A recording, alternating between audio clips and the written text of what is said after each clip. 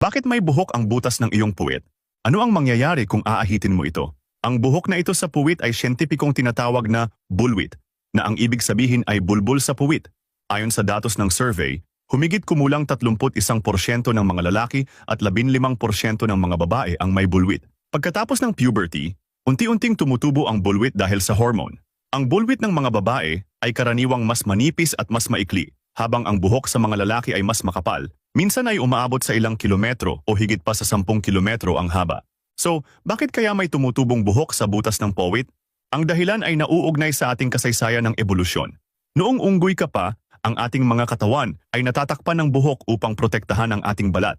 Bagamat ang karamihan sa buhok na ito ay unti-unting nawala sa paglipas ng panahon, ang buhok sa iba pang pribadong lugar, kabilang ang bulwit, ay nanatili.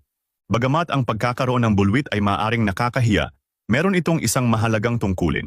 Una, epektibong hinaharangan ng bulwit ang labis na pawis, pinipigilan ang pagsalakay ng bakterya at mga virus, at nakakatulong na mapanatiling malinis at sariwa ang iyong puwit.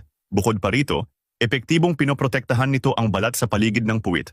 Gayunpaman, kung pipiliin mong tanggalin ang iyong bulwit, manganganib na mawala ang natural na proteksyon nito.